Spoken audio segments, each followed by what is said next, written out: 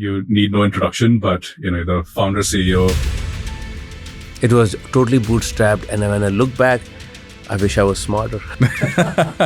I think our model is meant for urban areas, underserved and dual population, Medicare and Medicaid patients. And so you have 29 different specialties you serve today. You have house calls, but you also have urgent care, you have primary care, you have nursing homes. To Medicaid, it's a very hard population to serve from a reimbursement perspective. Dealing with the poor reimbursement, I realized that to fight insurance denial rates, to get prior authorization was the simplest thing. So I set up a back office that will bring some support for billing. There is a lot of opportunities for US and India corridor.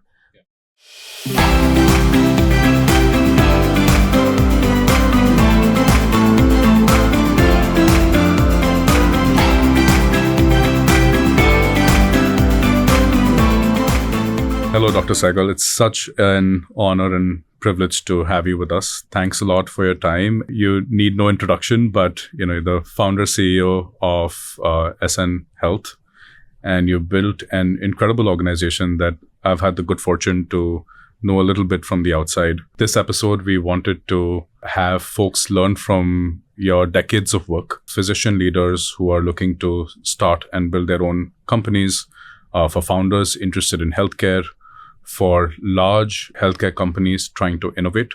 You're very kind and generous in your introduction. Thank you, Pankaj. It's a pleasure to be here. Thank you. Maybe just for the audience, a few lines on Essen would be helpful, a good starting point. Essen Health is an integrated delivery system which provides care in the life cycle of the patient. When they are pediatrics, when they are adults, when they can come to the office. We have offices, and if they can't come to the office, we have house call, they need access to care, we have urgent care, we have all the specialty in our health system. If they go to the hospital in the Bronx, we follow them in the hospital, in the nursing home. So it creates access to health in every aspect, and the key is to provide the best quality care in the communities we serve. And the communities we serve are typically underserved community and elderly population. You grew up in India, and then you decided to move to the US and did your residency and training. I'd love to learn more about the origin. Yep. So I grew up in a middle-class family. My father is a professor, a retired professor of chemistry in a local college in the University of Delhi. My mother was a housewife, 2 sisters, a brother, and I was the youngest. And I wanted to be an architect. And my mother said, I have 2 engineers and an architect, you should be a doctor. And in my first year of medical school, my mother died because of massive bleed on her head. Because she wasn't taking care of her blood pressure, she wasn't taking her medications regularly. So it sent a shock to the family. And I think that part of that event really molded the rest of my life. So my father had studied in US and he encouraged me to go to US for further training. And anybody who knows New York back in 90s, it was a tough neighborhood. As with any foreign graduate, we get into the toughest hospitals, and most good hospitals are in tough neighborhood. And that's how I started. I'm really sorry to hear about your mother. How did that event shape some of the work that you did? So when I started practicing, it started in Far Rockaway. I go to the nursing home and I found young people in their 30s and 40s, similar to what my mother had, had a stroke, had an MI, they are now disabled. Back in India, yes, we have dearth of resources and education. How come in this country, which is supposed to be the best healthcare in the world, how come these people have this? And then I realized that we spend so much money and resources in acute treatment that there is a need for primary care and preventative treatment. And then I realized, how come the system is not focusing on it? So that's where I put myself for education, and I joined a master's program in the evening school at Wagner School at NYU, which is the non-for-profit arm of NYU. And that's where my journey started. How was it different, the training as a physician in India versus the US?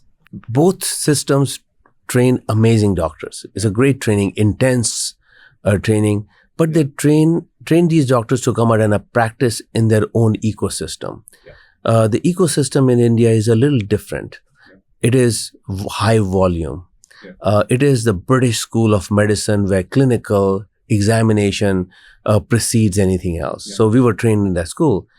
In US, it's high quality and diagnostic testing take a precedent to find the exact cause. Coming here gave you a very specific training, and moving into practice, you have different environment of practice. Like in India, it's hospital or office.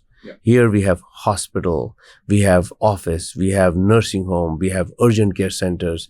So it's very well defined. I think India has evolved over time, but here the innovation always stays ahead in healthcare.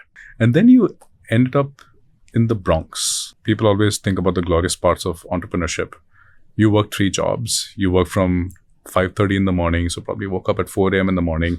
I'm sure you didn't get home way after dinner time. What was going on at that point in your mind? Because I'm sure it was fun. It was good to take care of patients, but it was a lot of hard work. After 2 years of completing your visa obligations, you could have found a nice cushy job somewhere in Long Island. What made you continue 14, 18-hour days as clinicians? It's a great question, Pankaj. I think one is the circumstances which allowed me to do it. My wife would let me do it. She was busy, but obviously it's a sacrifice on her part and the children.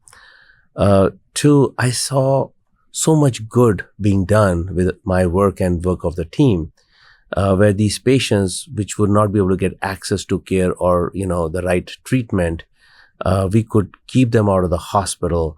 It was Bronx is one of the toughest environment to work in. It's one of the poorest congressional district in the country.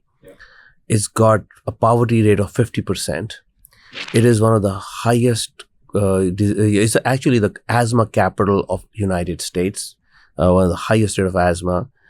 And, there's always a physician shortage. It's got like 1 physician for every 2,000 people, as compared to New York City, which has 1 physician for 1,000 people. And if you look at the United States, that ratio is even lower.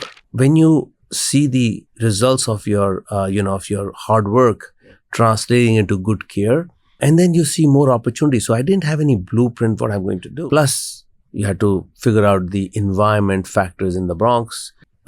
But, when we looked at it, the joy it brought to the patients, feedback it gave me, why the patients are not getting better. They weren't taking their medications. They were sitting there for years. So they needed to be told which is the medication they need to take and which is the vitamin or supplement they can avoid. So within every year, we grew 100%.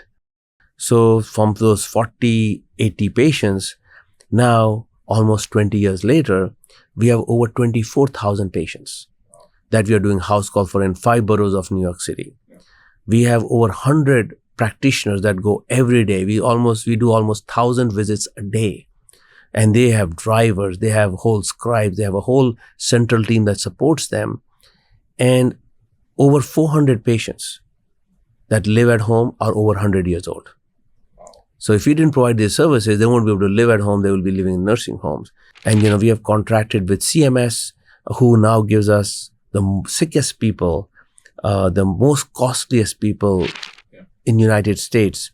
And we have demonstrated cost savings, improved quality. It gives us the innovation that allows us to do better care of patient. That's incredible. Just going from 40 patients or 80 patients to 24,000 patients. And this is maybe 20% of the business you built. Yes. Right. And there's so much more to that. Going back to the early years, at $7.50 a visit, what would Medicare or commercial pay at that point? Medicare would pay around $80 to $100. Wow. And commercial will pay double of that, 150 to 100. It was 5% of reimbursement. How did you make it work financially? Multiple jobs and just keeping and just having faith that system will change. But also that's why the hours were long. Yeah. But in 2003, actually Medicaid changed it, and for office they decided to increase it to $30 flat rate. No matter how sick the patient is, just $30. And then within a year or so after that, managed Medicaid came in. So managed Medicare started paying at a better rate, a percentage of Medicare, 50 to 70%. So that actually helped started floating around, some of the revenue and some of the overheads we were able to do. Yeah. So yeah, my first office I had, it was a hole in the wall. Yeah. We had no sign. There was a big hole on the waiting area. So, whenever it rained, we had a bucket that we collected the water in. And one of my patients actually told me, you have the worst office on the Grand Concourse, but I love coming to you because you're such a good doctor. And that was the best compliment I got. That is incredible. That is incredible. So when did this become a real business, not something that you had to cross-subsidize by just putting in more hours? Like, when did you feel that, okay, maybe this is something real, right? We can actually make a high-quality, financially sustainable business. It's a blurred line because every time one division became better, I had another idea to follow. Yeah, and that doesn't change even today. It's the same. Yes, because you see the patient needs and say, how do you innovate? I think the house call probably was the toughest one. Yeah. We didn't break even until 15 years into the into operation because it's just a very unique model. And you were building all of this bootstrapped. You never took money from anyone until recently. No, it was totally bootstrapped. And when I look back, I wish I was smarter. So Bronx became our living lab. Yes. We got a lot of wisdom from living. We failed in a lot of things. So I wish I could say that I started doing this. It was just amazing. Yeah. No, a lot of things got broken while we were doing this, and we got stretched. Yeah. But we learned from our experiences, and we then built up system that helped us cover the week. So we had to upgrade our phone system, but we were without phones for half a day. Yeah. We learned that lesson. So, things broke down, and we had a call center, and then suddenly call center started expanding so fast that we had to then figure out how do we divide and conquer within the various operations. And I think that's where really our secret of success is. Yeah. Our tenacity to serve the patient. Yeah. Keep in mind that we want to provide the best quality care. Yeah. Patients show up when they feel valued, when they feel that they're getting the care. It doesn't matter if there is a leaking ceiling. The house calls didn't break even for 15 years. What gave you the resilience, or what made you continue that? Because in all common wisdom that we would tell our founders is, shut what's not working in a couple of years, and you give this 15 years. Why? I saw how important it was for this invisible population in United States. So there's an invisible population we don't see, people that are homebound. And they're not homebound just because they're elderly and have chronic disease. There are a lot of young people also that are homebound, morbidly obese, having severe disability, including, complications from diabetes. So this is a population that was not seeking care. And I realized that if we start providing care to these people, then it would just violate the very principles that, make us physicians and practitioners. And also, frankly, deep in my heart, I also believe that one day this is going to be discovered and somebody's going to say, wow, that is just amazing. What I'm hearing from you is over the years, you were receptive to what patients needed, and you built a model that seemed to work for everyone in a very, very resource-constrained environment. And so you have 29 different specialties you serve today. You have house calls, but you also have urgent care, you have primary care, you have nursing homes, you have chronic care management programs, and you're serving patients where they are versus, look, I'm a 1,000 provider primary care group and that's all I do. You're basically building a holistic care model for the community, which is a very different way of building a local, privately owned business in healthcare. I stumbled upon it, let's put it this way. Stumbled because I came to this country. I was on a J1 waiver. So I had to come to and work in the Bronx. And, events happen that define us, like you're related your life journey. And Bronx is 40 square miles. And, unlike Westchester and Long Island, other areas, it's got 1.5 million people, a population of 35,000 people living in 1 square mile. Long Island, Queens is 3,000 people per square mile. And with that density, most people don't drive. Yeah. They take subway, buses, just no place for parking even. Yeah. So, we were able to, innovate and put 45 locations within one location, within any mile of any patient. Yeah. And as we did this, we added more services. So I really believe in one site model care. So if you're there, you should have a primary care, you should have a fast track or walk-in or urgent care center. So immediate access can be given, which we do with 7 days with our urgent care center. And there should be specialty care. So within a certain reasonable distance. So we are able to do that. In the last 1 year, we actually realized that our patient needed more preventive care. And one of the biggest challenge we felt was that people are not getting access to mammograms for breast cancer screening.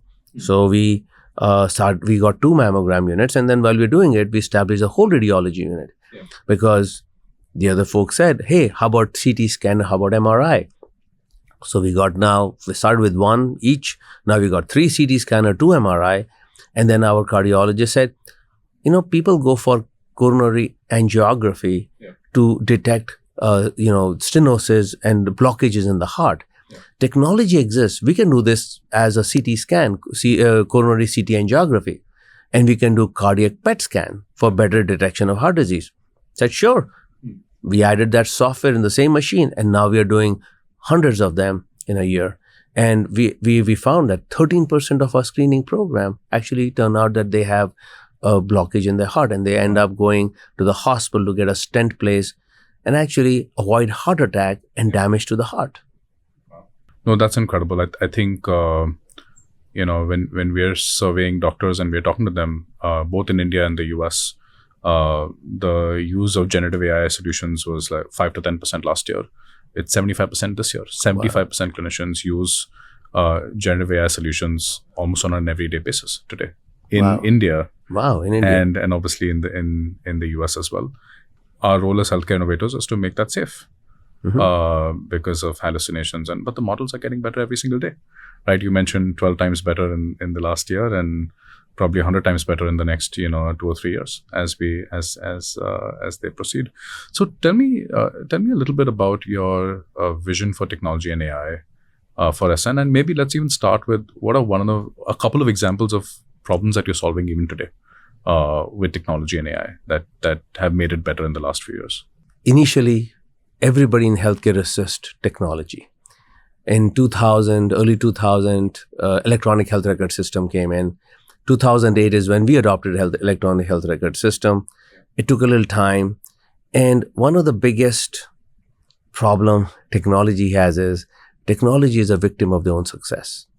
Now, there were multiple call centers, agents, we had hundreds of them actually. And we said, how do we know the quality is good or not? Like we can't monitor hundreds of people at the same time. So there's a quality assurance process, but then now we have partnered with another company called Pop AI. So they run in the background of our call center software, and the AI listens to the conversation, and actually then at the end of the day is able to give a report to the supervisor. So once that happens, we are able to now improve patient experience, patient engagement. So that's one part we are doing. We also are creating this platform with this amazing company, Reveal MedTech, which is actually now going to be integrated with our electronic health record system.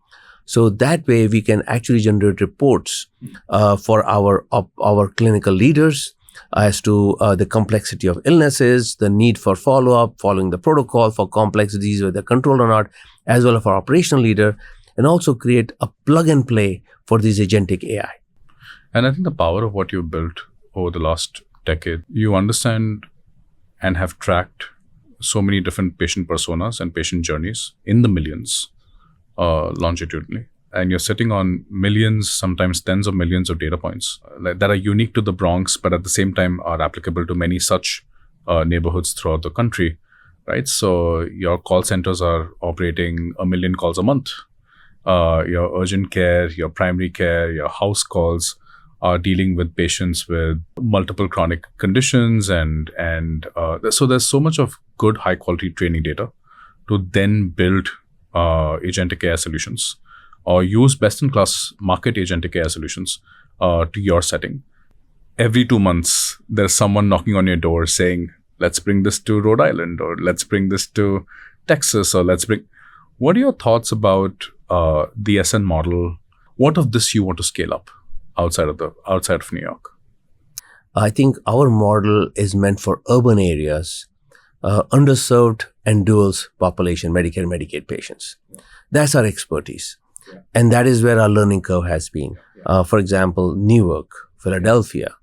And, they're very similar demographic to what we have. Chronic disease, high density of population, lack of resources, access, high disease mortality, morbidity burden. But I think the hardest to do is primary care. Yeah.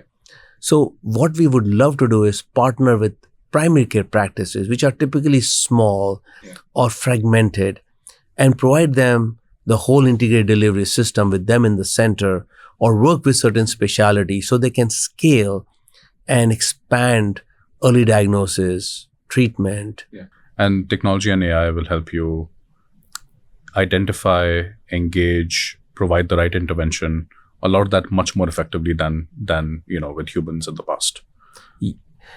Yes, AI-assisted humans. Of course. So you want to bring some of these capabilities, your technology care model, multiple specialties, outpatient work, to different geographies, which are urban, serve underserved communities in partnership with local, primary care practices, almost like a provide additional services in an asset-light kind of MSO kind of model in different parts. Absolutely. So we have a large behavioral health unit. Yeah. We started this a few years ago, and we are an underserved community. So we deal with a lot of mental illness, some serious, some mild to moderate. Yeah. So we recently partnered with a company called CareForce with their behavioral health unit. We were already looking to do transcranial magnetic stimulation and treatment for our patients. And this company has an expertise on TMS. We said, sure, we want to use your expertise to help build up. So this is a treatment where you actually have a patient sit down with a hairdresser-like helmet, but they are getting magnetic waves. Of course, you have to qualify, you have to have a certain right patient, but basically what it does is for these patients is it basically reboots some of the nerve fibers so that it helps with serious depression and help with the medication. Yeah. So we started doing this, and we already look at the demand, and we realize that much more units are required. So it allows us to partner with this company to expand this across the community and other areas too. So these are the innovations and partnership that we really like. That's incredible. And bringing into a community like the Bronx, where less than 1,000 patients have access to TMS, and probably the need is 100,000 patients or more. I think we've spoken, or you've hinted at some secret sauce of success for Essen over the years. It's incredibly inspiring. Most of it, a couple of decades or 70% of that completely bootstrapped before you took on capital from outside. You mentioned frugality a few times as a guiding principle. You mentioned compassion and hearing your patients and your care teams a little bit. What are some of your additional secret sauces of what have made you successful?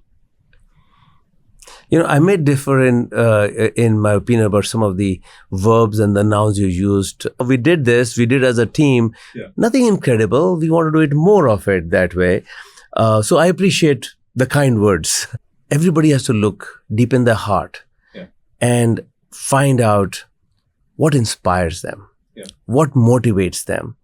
I think if somebody is motivated by money, which many people do, it's not a bad thing. We live in a capitalist society, but it is not going to take you to a level where you're going to change things in the world. Yeah. It's not going to be transformational. I saw all these people who could have prevented the diseases, where doctors could have diagnosed them early, but they missed. Yeah. So the other part is, my biological father died when I was 3. So the doctor didn't diagnose him right, gave him an enema. Turns out he had appendicitis, he had ruptured appendicitis, he had peritonitis, he died. Doctors have a very important role to play. But that, after coming to this country, after started practicing, and I realized that there was an opportunity to change people's life. This is our second episode. And in the first episode, when we were talking about the journey of Narayana Health, another very inspiring group, that when I asked about the secret sauce, surprisingly, the answer was exactly the same. Is that the power of purpose transcends everything, right? When you are in this world, in this line of work, there is no joy above doing right for patients and doing it at scale. And if you do that, a lot of other things fall in place. And thank you for sharing a lot of what drove you to build this company over the years. If you could go back in time 20 years, 25 years, and share a couple of pieces of advice for a young Dr. Sahgal, what would you share knowing what you know today? Don't be full of yourself. Okay. Nobody invincible. Seek help, seek advice. And that's what I tell everybody. Don't try to do everything yourself. Yeah. Get people who have done it before and take advice from them. Just lack of access to people who have done it before. Yeah. Because I was in the Bronx. Yeah. But I was very fortunate to have Professor Tony Kovner be my mentor. Amazing teacher, great mentor. And one of the things that he always did was he made you uncomfortable in your shoes. So first time I went to her advice when he says, write it down, send it to me. And then I realized over time that when people write things down, it clears things in their mind. And that's what his whole purpose was. I thought he was trying to shoo me away. Yeah. But I realized, no, he actually read what I wrote and then he came back and sat with me. And then one of the best advice I got for Tony was, I actually was thinking I'll do masters and then I will actually do MBA. Because, MBA is the thing to do. But I did get accepted to a few colleges, including Stern Business School, Columbia, and, I was on the wait list for Columbia and University of Michigan. But with this letter, I went to Tony. I said, Tony, I got this admission and I was studying there. I said, what do you think I should do? He says, what do you want to do? Yeah. Do you want to be a medical director for a healthcare plan? I said, no, I don't like those guys. He says, then just finish your master's, get the experience, and do what you want to do. You want to change the way healthcare is delivered. That's what you said before. Yeah. So I said, oh, that's true. So I went back. I just finished my master's and I stayed local.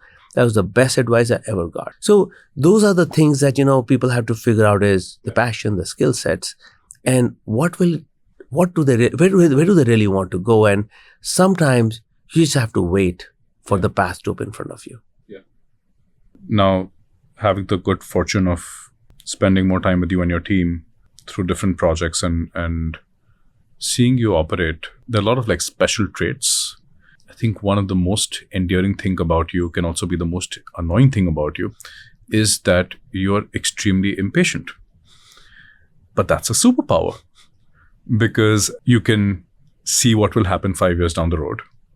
You can build conviction and make decisions, knowing that most decisions are reversible. And you are impatient. You want to do what is right for patients. Yesterday, when you spoke to me about TMS, it was just a couple of months ago. You're already seeing patients, right? And being able to translate and act very quickly, act with conviction, act with leadership, and outwork everyone, right? Like I was joking with someone from your team. I'll send you an email at 11 p.m. in the night, half expecting anything, and 11:03 I get a response from you where you don't have to do that. It is just the passion driving you to continue to make progress and continue to do better for your teams and for your patients. So what does a typical day for you look like? How much of your time is in running the business, thinking about the future, and then how much of it is taking care of patients? Not enough time with taking care of patients. Given a choice, I would spend my day taking care of patients because it's like the most gratifying thing. At the same time, my team needs more guidance and help. And, and as they come with innovative ideas, they want to use my past failures to bounce those ideas to see how they put themselves to succeed. A big part of my day is spent, with the clinical divisions, chalking out strategies for early detection, diagnosis, and treatment. What can we do in women's health? What service can we bring? Like I told you about coronary CT angiography, that started with a thought just earlier this year, and it's already implemented. There are certain treatments that we felt the community needed, like allergy testing because of the asthma rate. So that's being put in place. And since my team and I have done it, so it just becomes for us to become a guide post and a pillar to bounce their ideas off. And then, of course, we just don't put things in place. We have a certain workflow process where we actually then measure every part of it, do a key performance indicator, then see is it achieving the purpose and the goal.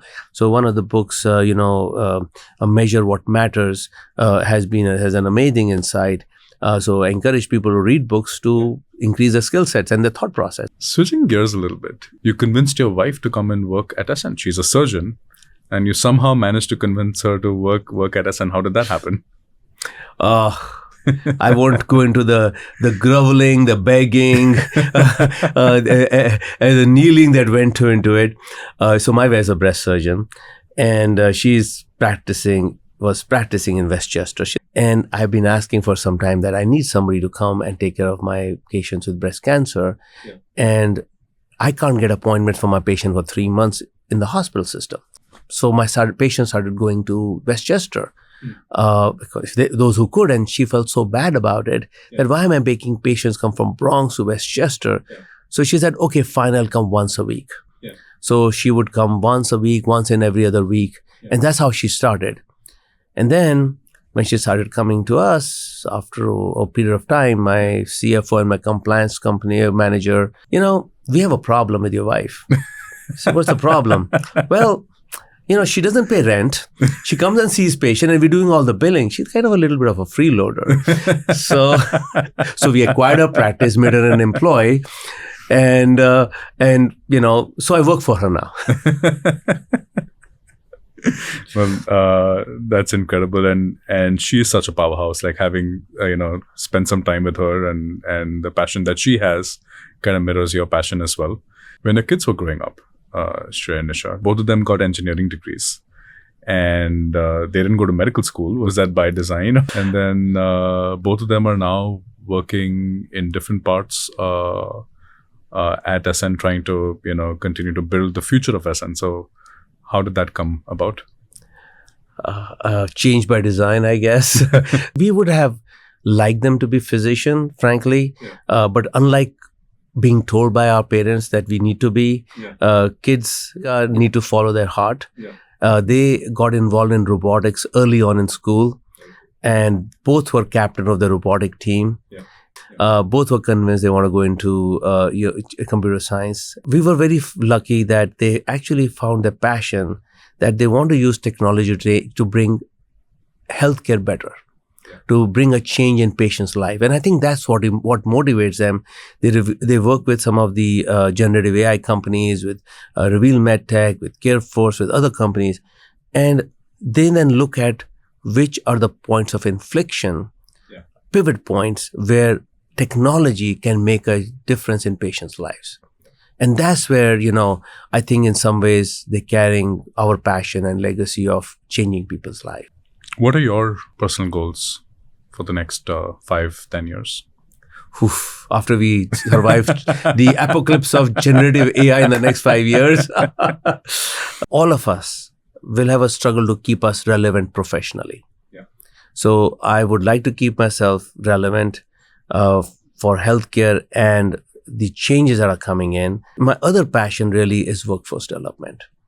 And just to give you a little background, so I'm an international medical graduate, and I was lucky I came with an education, and I was lucky that I came to the Bronx and found my passion. There are a lot of people not educated or not getting access to education. Our education system, I believe, is as broken as a healthcare system. And there are a lot of international medical graduates that have years of experience in their country, and they come here looking for opportunities, and we are not able to tap their experience and their passion in clinical care. They end up sadly sometimes driving Uber or working in odd jobs. Some of them get lucky and they get a master's and they work in administration. Yeah. So I want to really change the healthcare in the community by bringing a forth. So I actually approached Dr. Georges, who was the chair of nursing at Lehman College. And she took me to the president and she said, he wants to send these doctors to the nursing program, become an RN and become their nurse practitioners. And that's what we did. So we have a workforce development program. We actually send people who are unable to get into residency into an RN program 2 years, then a 2 years NP program. So from $18 to $20 an hour, suddenly as a nurse, they're making $40, $45 an hour. Then they go into NP and suddenly they're making $150,000, $200,000 a year. So it's not only is changing their lives, it is having a ripple effect on their family and on the community. So every year we graduate 10 to 15 NPs, 10 to 15 RN, they go into NP programs. So we have affiliation with local colleges, with online colleges. And now we have expanded this program for CASAC worker, community workers, substance abuse, alcoholics. And we have expanded to our medical assistant for sonogram tech, and also for LPNs, licensed practical nurses. So we are looking, so my passion would be that I get more involved in educational programs. So maybe just for healthcare, but maybe overall change in education system. That's incredible. That's incredible. And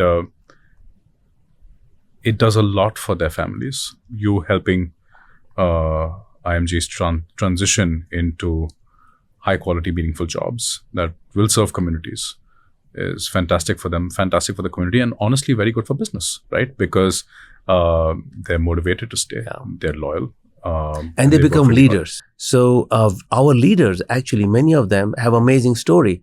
Before they came to us, one was a salesperson in a furniture store, and his choice was to join us or become a manager of the furniture store. Fortunately, he joined us. He drives a Corvette today. Another one was teaching maths to 5th grade, and he said, this deal sounds too good to be true, but he still kept faith and jumped in with us. He's medical director of our primary care practice now. So, those are inspirational stories, and these people are inspiring the others. So I really believe in the principle of pay forward. Today we do things for people, but we are doing it because somebody helped us in the past. So we are paying it forward. The one thing that you've constantly mentioned around is,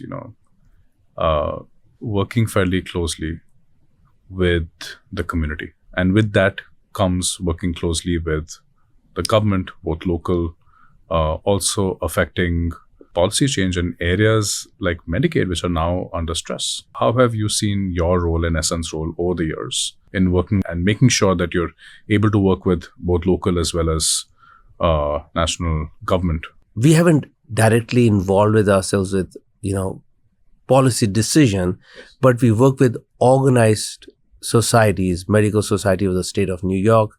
I am the chair of their IMG section. Our chief of ENT is the president of Medical Society of New York. Many of our doctors are involved with the Bronx County Society. I've been the president of County Society. I also am a board member of the Board of Medicine for the New York State. Those are areas we have involved ourselves to influence what should be done, not only for changing the policy, but for better care of patients. We actually recently set up a division for government affairs. And now we are, with all these changes, we feel obligated that we work with our elected representative to make the voices of our patient heard, their needs heard. So that's something we just started recently, directly being involved. We do have a non-for-profit that started with workforce development, but during COVID we realized that we are living in a food desert, and there was a food shortage. So we started doing food distribution. So we distribute tons of food a year right now. I think in last year we distributed about 80 tons of food. So we also work with our non-for-profit with community-based organizations to look at their need, because I know what we are good at, but we really know what we are not good at. So some of these CBOs already have an expertise on helping patients in the community, education, immigration. So we support them and we work with the CBOs to then serve the community. And Dr. Sahgal, like coming back to Medicaid, it's a very hard population to serve from a need perspective, but also from the reimbursement perspective. And reimbursement rates have increased over the last few decades, but not that much. So how is it that you manage not to stay afloat, not to only stay afloat serving patients with Medicaid, but actually thrive? Whereas the general wisdom says it's very, very hard to do. And the data says that anyone serving Medicaid is going to be in the red. Yes, the initial year were a struggle. Again, lucky because I got a contract from the nursing home that kept the light on, also allowed me to expand to other nursing homes. So over time, we started building up more Medicaid patients, not just Medicaid. So if you look at our divisions right now, on office, 60% is Medicaid. In house call, 90 to 95% is Medicare. Nursing home, mostly Medicare.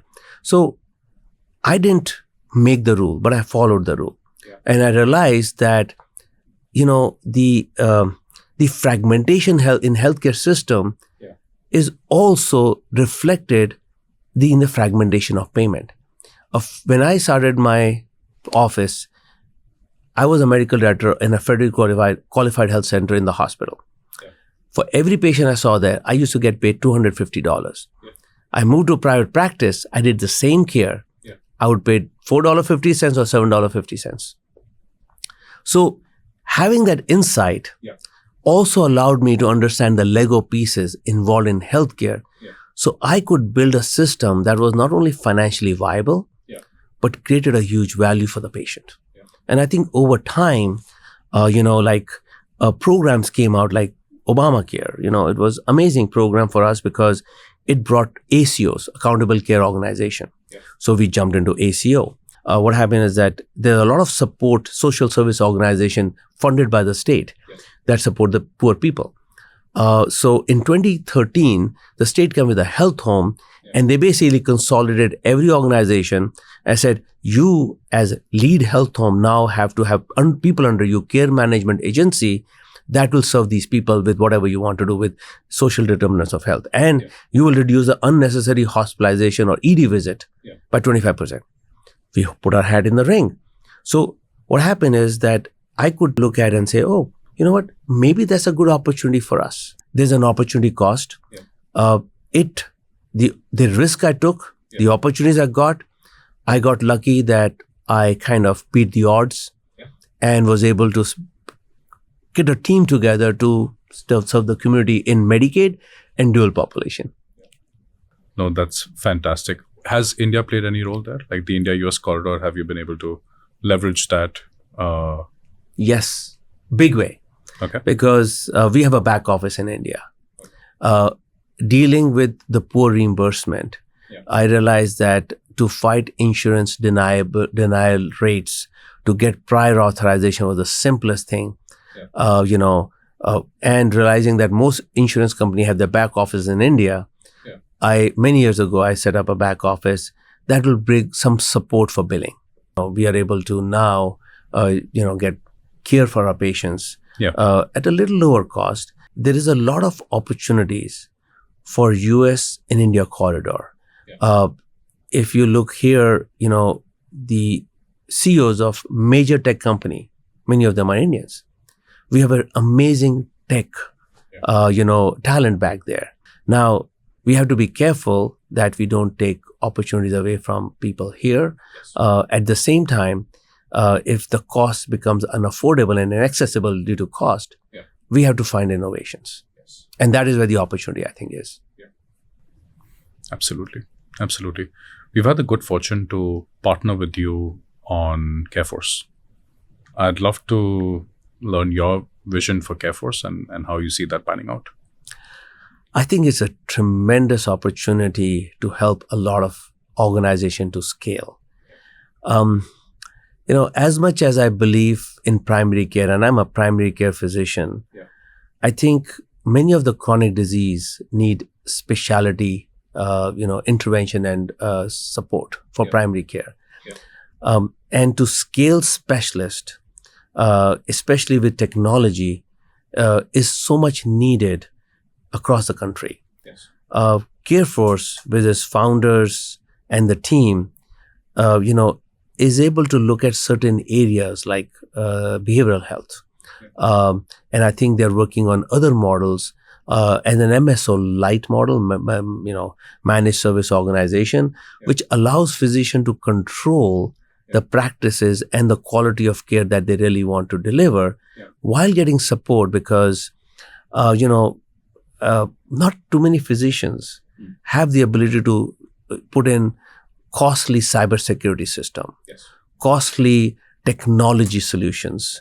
And in this evolving world, operational efficiency will play a key role in survival of private practices. And I think CareForce is going to play a major role and a very important role for these practices. No, absolutely. And for us, driving force has always been that it will help bring much needed services, clinical services that are not available today to patients. So improve access, improve quality, but more importantly, help independent practices stay independent and grow without having the financial resources of a much larger group. And I think it fits that kind of mission as well. And there's one more point. That CareForce, looking at the team, they are very smart, but more importantly, they're always innovating and learning. So I think the lessons they learn from one part of the country can be transferred to another part of the country to make care better. And that's the beauty of an MSO Light program. Well, this is fantastic. This is a masterclass in healthcare innovation. Thanks to Dr. Sahgal. It's been truly inspiring to see the organization you've built, the work you've done. You continue to inspire countless people like us as physicians who need role models like you to look up to and continue to build.